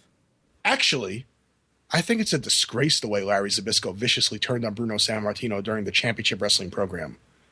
I don't know how anyone could pull such a low-down, sneaky stunt, but in my years as commentator, I've witnessed quite a few unbelievable incidents. However, this has to be the worst. I sincerely feel that Larry Zbyszko will get what is coming to him. Through the years, Bruno Sammartino has been a true credit to the profession. He has defeated every top wrestler in the sport, and I have to feel that Larry Zbyszko will meet the same fate as all of Bruno's previous opponents. Bruno Sammartino, as I see it, will once again emerge triumphant, and Larry Zbyszko, the former good guy, will definitely get what he asked for. Okay. That sounds like every other magazine thing that's clearly not written by the person that said it was by. An important note to our subscribers. Due to unexpected circumstances, we have been unable to publish Wrestling Action on a bi-monthly basis. we regret any inconvenience this may have caused you. However, we will be publishing the balance of your subscription and subsequent issues in the future. Once again, thank you for your loyal support, and we will continue to deliver you the finest wrestling publication on the market today. I guess we know why they went back to Norm Keitzer. Special attraction, full-color pinup of Pat Patterson and Bob Backlund. Not much to say about that. All right, here are the headlines. Okay. Everyone is wild about Tito Santana and Ivan Putski. Hulk Hogan, a perfect 10. He resembles Baby Doll in a few ways. Or Bo Derek. Will the Samoans capture the tag team title? Yes. Rene Goulet, versatile and talented. No. Can Ken Patera win the belt this time? No. How long can Bob Backlund stay on top? 3 years. Can Tony Atlas achieve superstardom in the 80s? No, because feet. Who is the real living legend? Has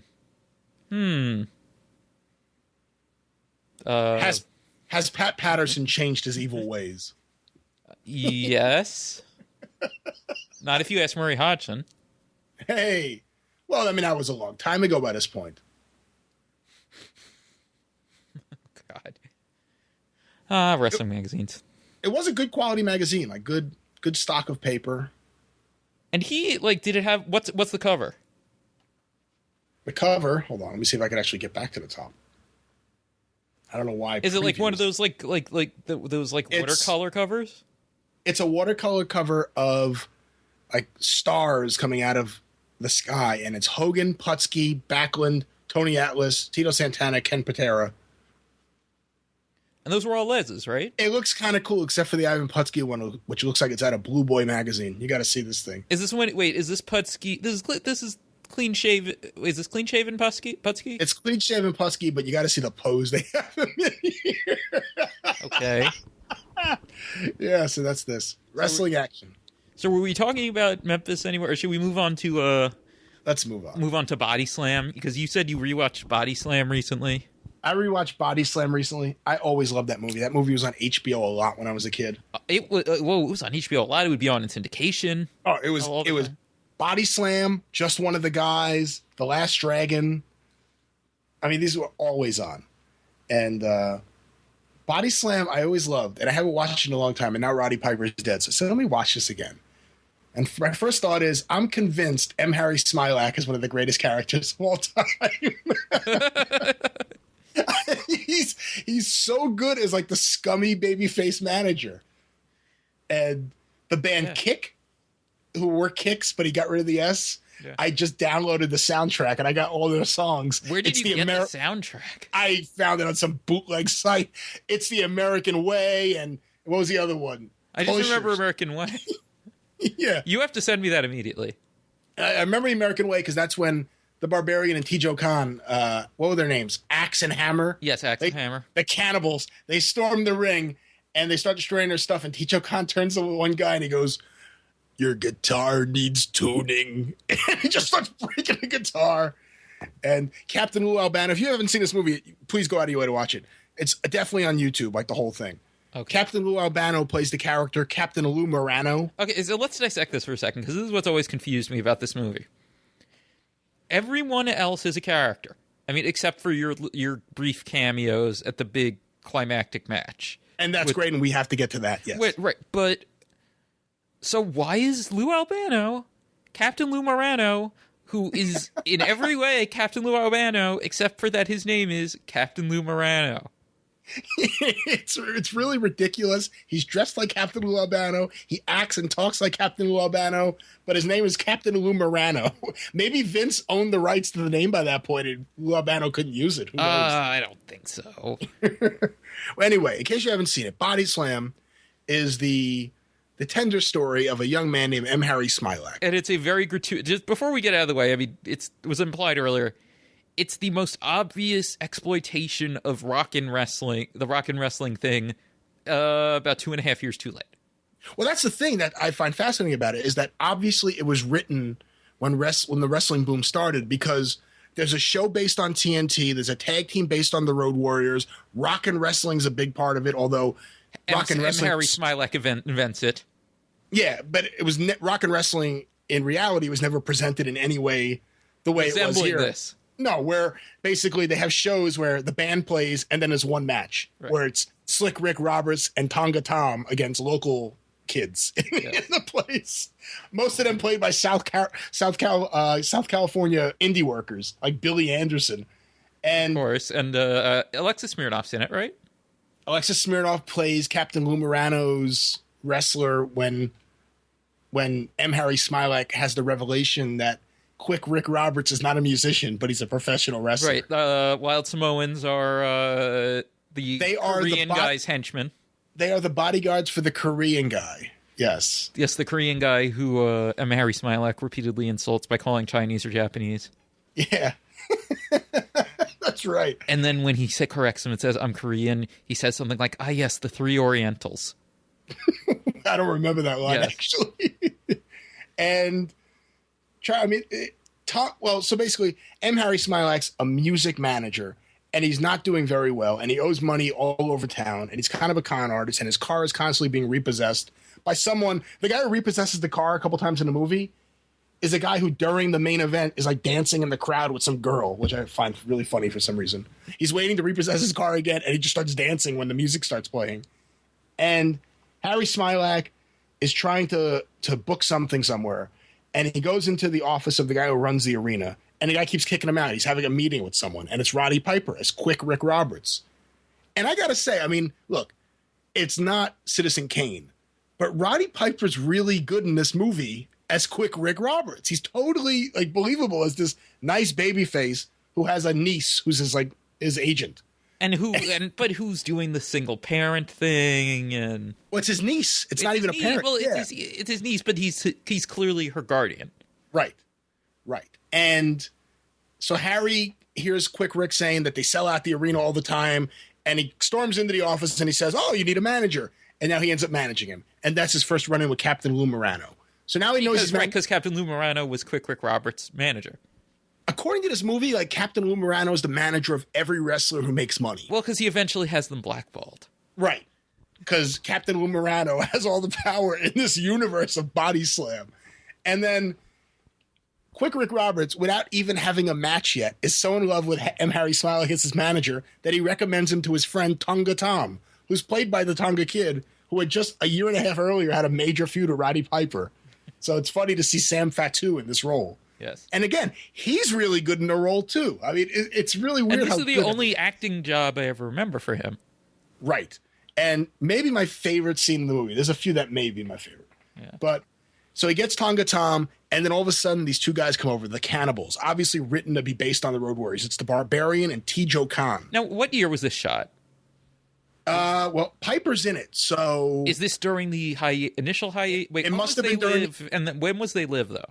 They Live was after WrestleMania 3. So this was shot during his 86. Hiatus. Let's say 86 then. Before he came back. The hiatus that set up the flower shop. I guess. Okay. I think that's the only thing that makes any sense.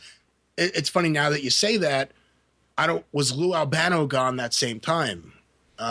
Maybe. It's so hard to keep track of when Lou Albano was around and not around during that period. So the Cannibals come over and they threaten M. Harry Smilac, and eventually... Well, also, by the way, was Tijo Khan anything at this point? I was just thinking that. I don't think so, but I don't know. Was he a wrestler yet? Was he an actor that ended up becoming a wrestler? These are all questions that, Tijo Khan's going to become our next El Pibe Diaz, where all of a sudden we get answers from all over the world. Okay. So they scare off the Cannibals, Quick Rick does, and they do this great scene. This is my favorite part, where they walk away laughing and they have their arms around each other's shoulders.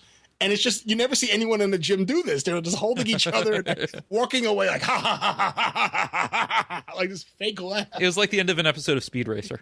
Yeah, it's so silly. And then they start wrestling. And then eventually M. Harry Smilac has the epiphany that if he combines his failing rock band kicks with his wrestlers who are blackballed, he could start rock and wrestling, going on tour with it. Well, before this, I should talk about, they have like this TNT show, the Vic Carson Ring Talk? Ring Talk with Vic Carson. Because they go, oh, you got to go on Carson. He goes, oh, you mean Johnny Carson? They're like, no, Vic Carson. And it's played by Charles Nelson Riley. Which I also think they say is the highest rated show on television. It's the highest rated show on television, and it certainly makes, based on the audience in the set, it's every pro wrestling fan stereotype you've ever seen. It's every stereotype you've ever seen, you know. And the other interesting thing about the movie, which is why I couldn't show the kids, is that on the set of Ring Talk, they have Vic Carson brings out 3 guests. It's M. Harry Smilac, Captain Lou Morano, and I forget the name of the dwarf manager. It's Billy Barty. It's Billy Barty. But what's his name is the character? I don't remember. But he just says the word faggot over and over and over. Yes, he just keeps calling M. Harry Smilac one. Right. So that was why I couldn't show the kids the movie. And eventually they beat up M. Harry Smilac. And they go on the road with the rock and wrestling thing, and they start challenging people in different parts of the town, and they start getting popular. Yes, there are... see, even though pro wrestling's a shoot, they still sort of imply that these challenge matches or exhibition matches, as Emma Harry Smilac calls them, are kind of more of a shoot. In a way, like, because they're challenging fans out of the crowd, and you've got your hillbillies, where it's the skinny guy and the fat guy, or the whatever. I mean, that's they were brothers. They were brothers. They were brothers. The skinny guy and the fat guy are brothers, and they not only get beat, but they're so happy to get beat. They shake hands right away and they hug. And then later on for the main event, they're also in the crowd dancing when the band's playing. And I guess to go to the main event, so the whole movie's building up, and the wrestlers you see are Alexis Smirnoff, Roddy Piper, Tonga Kid, Tijo Khan, Barbarian, and then various other people like as incidental jobbers. And then Rock and Wrestling, or their version of Rock and Wrestling. Do they call it Rock and Wrestling? They call it Rock and Wrestling, and it gets on the cover of Rolling Stone. So right. That's what I was going to say. It cuts on the cover of Rolling Stone. So I guess Rock and Wrestling was not trademarked the way they used it. And it definitely was, because if you watch any of the Hulk Hogan's Rock and Wrestling, it'll say Rock and Wrestling is a trademark by Cyndi Lauper and Dave Wolf. Okay. So I don't know, but again, maybe Rock and Wrestling is trademarked, but Rock and Wrestling was not. I don't know. So yeah, the main event. So they go to the main event, and very obviously shot at the Olympic Auditorium, of course. Yes, and they start introducing the luminaries out of nowhere. They go, "Ladies and gentlemen, the NWA World Champion Ric Flair," and all of a sudden Ric Flair's there. And it's Jimmy Lennon as the ring announcer, right? No, it's not. No, wait, who is it? I'm trying to remember. No, you're right. Okay, it wasn't Jimmy Lennon. I don't remember, but it's definitely not Jimmy. It's not any kind of recognizable ring announcer then. No, I don't think. They introduce Ric Flair. And then they introduce Sheik Adnan El Casey and Fred Blassie, who are sitting next to each other. They're such bad heels that they enjoy each other's company. I guess Blassie has a good relationship with sheiks of all kinds. And then Bruno Sammartino. And then Bruno, I don't know. And Bruno's working for the WWF at this time. He's a commentator. And Bruno does what he does every time, and it makes me laugh so much. He stands, they announce him, he gets a big pop, he stands up, and he does, I don't even know how to describe it. He just picks his arms up. It's like a two-handed like wave thing that he always does. You know, he picks his hands up and he just kind of like acknowledges like, yes, I'm humble, but I know that I'm the greatest and you all love me. Yes. And eventually a brawl breaks out in the crowd, and Bruno, and by the way, Bruno had some kind of date in the movie. There was no woman like hanging out with Ric Flair. Although one of the great things is when the band's playing, they go to a shot of Ric Flair and he's like clapping along to the music. Isn't Bruno dancing to the music too? Bruno, of course he is, but Bruno has experience dancing from those Bally's commercials. And which whoever does the playlist for this radio show, make sure you include Bruno dancing in those Bally commercials, because not only does he dance with all the sports celebrities, he's front and center. And he's smiling, and he's really into it. And that may be the first thing Bruno did without his wig. So, but anyway. Yeah, you might be right. Yeah. What year? Because it was like late 70s, early 80s, right? No, it was, it was definitely early 80s. It was probably, I want to say somewhere. Post-retirement, pre-return as an announcer, so yeah. 82 to 84, somewhere in there. But yeah, body slam. And then eventually, Quick Rick Roberts and Tonga Tom win the tag team titles, and that's the end of the movie. After I think they call it a double bulldog, and they act like it's a big innovative move, but it's actually the two of them bulldogging the other guys at the same time, just independently of each other. Hey, when I was a kid, I thought the body slam was a big move because of this movie and because Hogan body slam Andre. Oh, okay. I was like, wow, a body slam. Whoa. And then I realized I could do it to my sister. I was like, yeah, I guess it's not that big. Well, they made a movie about it. It's got to be good. Yeah. Or named after it. M. Harry Smilac. That guy's so good. Dirk Benedict, yeah. He was on the A-Team with Mr. T. You think T told him, he's like, watch out for that Piper. He's a motherfucker. Watch out for him. He don't like my mama. Watch out for Roddy Piper. What? No, I don't think so. You don't think so? So, T, I'm doing a movie with Roddy Piper. He's a fool. He stiffed me. By the way, I watched Rocky 3 on TV the other day. There was a Rocky marathon on Thanksgiving. And it's funny because so many people complained about the WrestleMania 2 boxing match with Roddy Piper. But in Rocky 3, in the second match with Rocky, when Rocky finally gets his comeback, Mr. T also is like blown up by the second round. Like that's like in the movie, he's like out of breath and blown up by the second round. So it's not like it just happened at WrestleMania 2. Even in the movie he was in, he's blown up in the second round. And you would think they would be able to get around it in that. Yeah, what a great heel he is in that movie.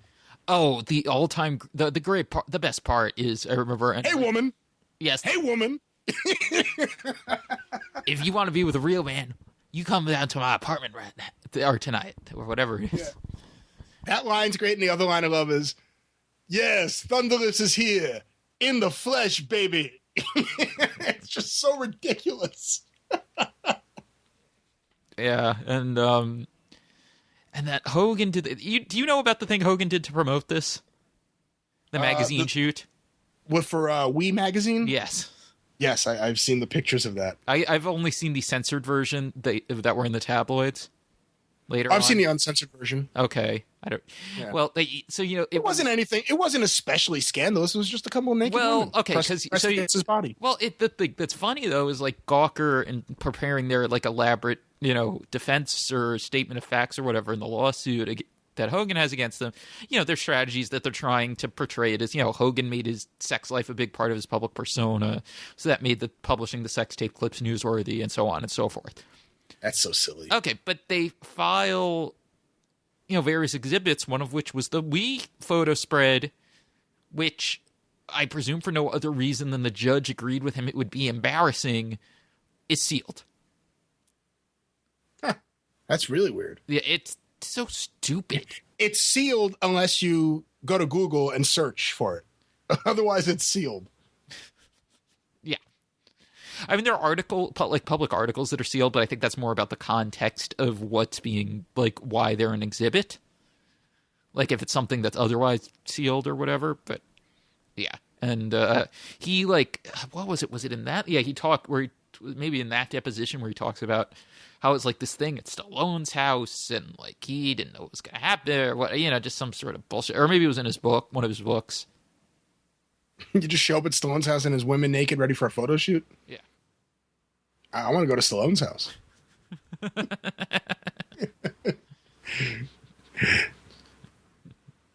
You knocked him down. Why don't you try knocking me down now? That's another one of my favorite Rocky lines from Rocky 4. Rocky 5, actually, yeah. Yeah, why couldn't Mr. T just, like, I get that he didn't want to spar, but why couldn't he just, like, do something with the gloves on so he wouldn't blow up? You know, I don't know. I get why he was worried that someone would try to show him up and it would get out and blah blah blah. I get the concern, but then he just blows up during the match because he can't hold his hands up. I can't. I don't know what was going through T's head at the time. Probably his mama.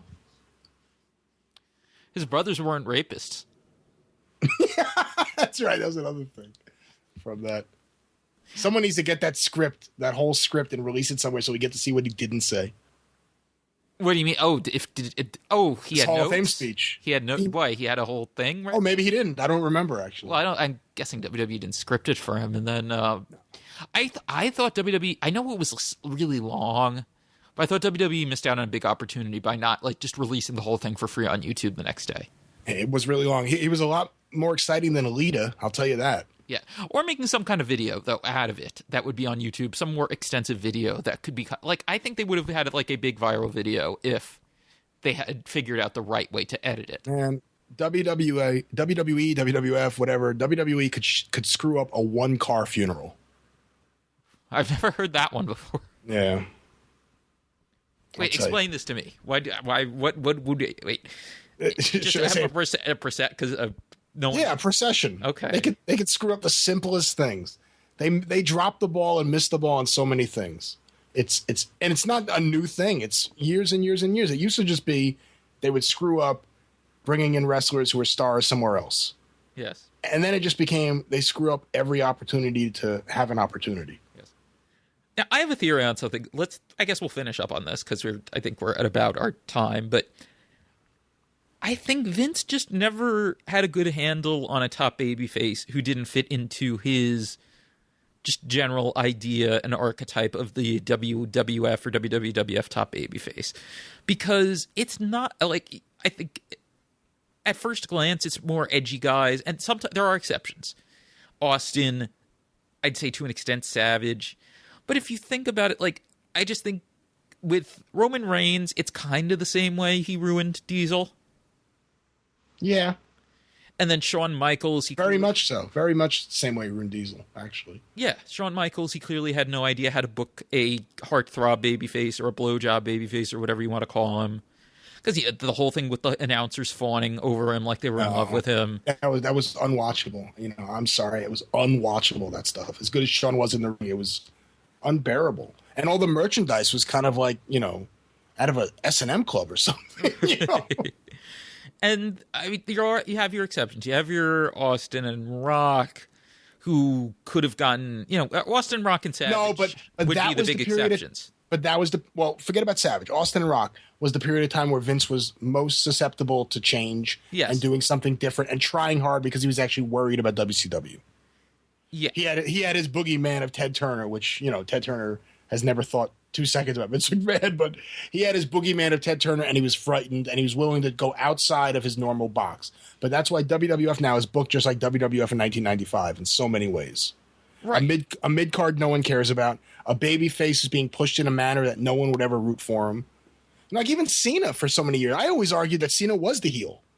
You know, everyone's like, oh, they should turn him heel. He is the heel. Well, it got to the point where it didn't matter. He is the heel. He's a 40-year-old man dressed like a 12-year-old who condescends. He's the heel. And cuckolded his best friend Dolph Ziggler, not Dolph Ziggler, Zack Ryder. Yeah, all those things. Did you ever see? Did you see that? Do you remember that? Yeah, I remember that. Okay. I was still trying to watch it. I still can't believe they did that because I don't understand how you do that and not understand what you're doing. Yeah. Unless they did. Unless it was like, you know what, we don't care. He's going to get cheered and booed by the same people anyway. We don't like Zack Ryder, so we're going to have John Cena cuckold him. The problem is there's not one person in that company, from the wrestlers to the staff to the children, who are just willing to say, you know, Dad, you know, Vince, we'd probably have a better chance of catching a contemporary audience if you would just stay home. You know, I know you like working. You want to work until you die. I mean, Vince always said he wanted to work until he died. Never wanted to give it up. This is Vince at 70. What's Vince at 80 going to be like? The show's going to be the worst thing of all time. It's bad now. Imagine 80-year-old Vince trying to create his next Diesel. Well, now that he's 70, are we just assuming he's never going to die? I'm not assuming he's never going to die, but I'm assuming if he does live another 15 years, he's going to live a very long life. It's going to be impossible to force him out unless the shareholders act up, and the shareholders don't have enough power because of the way the stock is structured. Right. A lot of people don't realize this, that the McMahons really own the majority no matter what. Yeah. Yeah, I mean, that's why it's an awful stock to have. But that and the fact that, I mean, they just don't know what they're doing. Well, no, it's a good stock to have if you're just buying it to sell quickly and you follow, you know, and you read The Observer. Yeah, but even if you read The Observer, you'll find that it goes up at times where you're like, how could it possibly go up? And it goes down at times where you're like, oh, things are looking up. I mean, there really isn't a rhyme and a reason to that stock. Well, if you figure out, like, what kind of bullshit that they'll buy into, though. I don't know. I've thought of it that way, and I considered buying it in the past because it used to have a really high dividend, which I like. It's been a little less predictable the last like 9 months, year or so. Yeah, but it's like I think he just doesn't have a good handle on baby faces who are not just our superhero, you know, conquering the monster who I'm having a 3-month program with. I don't think he has a good concept of society and what society. Yes. Where society is right now, and what we want and what we root for and what we pay to see and what we are interested in watching every week. He has no idea. Even if you're going to do a 3-hour Raw, I mean, I hate to talk about contemporary wrestling right here, and we'll end on this, but even if you're going to do a 3-hour Raw, change the format. The format's tired and stale and old. You could even if you want to do some squash matches, or even if you don't want to do squash matches, you just want to do like main event matches or, mid-card versus mid-card matches. Mix up the show. That was that one show where I did watch where after the Royal Rumble, I want to say, there was a snowstorm and they had to shoot the show from the studio in Connecticut. And it was the most like a UFC show that I've ever seen in terms of it was like sit-down interviews and no one was as scripted, or at least it didn't appear as scripted. Like, that's the kind of stuff you could do. Build up stuff by showing personalities. I mean, the scripting's a big problem. It's never going to be a good thing. It's always going to be bad. And it's not conducive towards making these guys better performers in any possible way. But change up the format just so it's not the same thing. And kill the announcers. Don't get rid of them. Kill them. But anyway. I think Corey Graves, I think he's doing a good enough job on NXT that I think he would be good on the main show. As long, obviously if he's not being produced to death by Vince, which is... Anyone who's WWFized in that system is awful. And Corey Graves, I don't think he's that good. He may be the best of what they have, but I don't think he's that good, and I don't want to see him because I hate those neck tattoos. That's me being superficial, but whatever. He looks ridiculous. He looks like a wimpy guy with neck tattoos. It's ridiculous. He looks like their version of proving CM Punk wrong. Yeah, it looks like CM Punk's #1 fan is what it looks like. Well, there's a great the time when me and Naylor did the podcast with Punk, which was 8 years ago.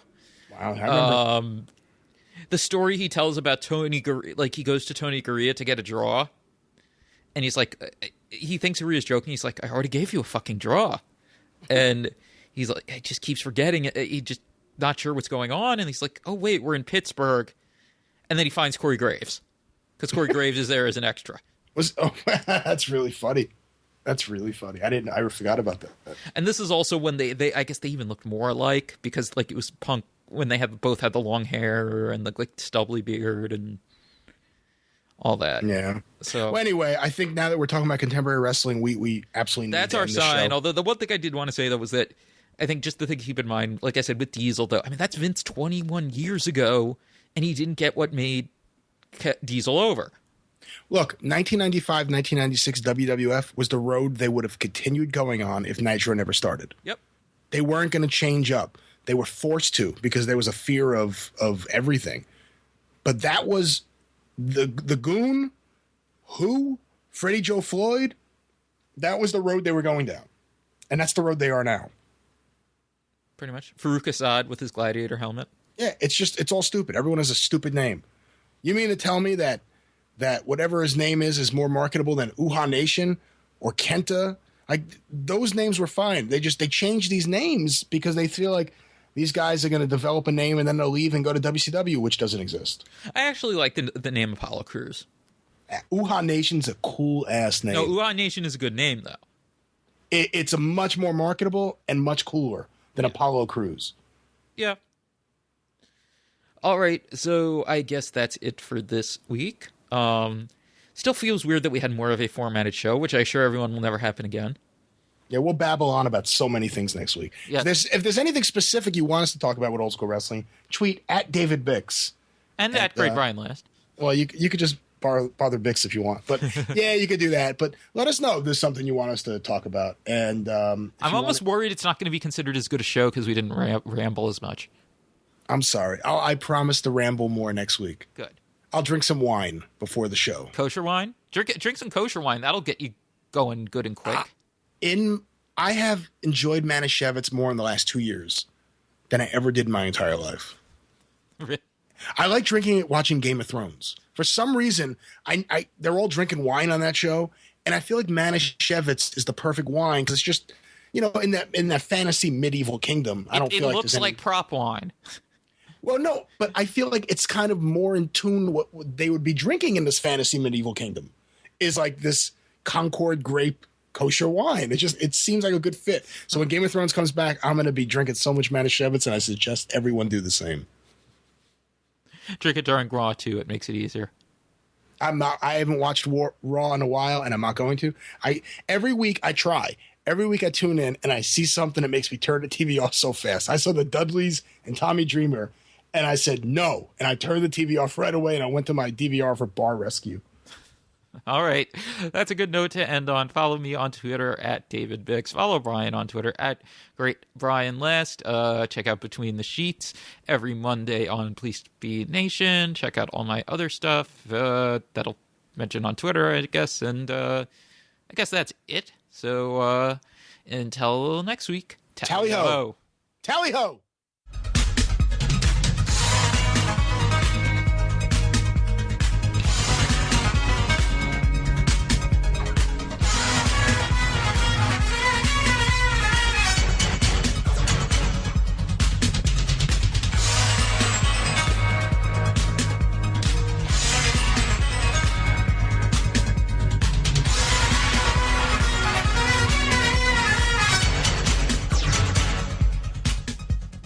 Okay, I deserve punishment. How are you going to punish me, Big C? By keeping me here against my will? Think, Big C.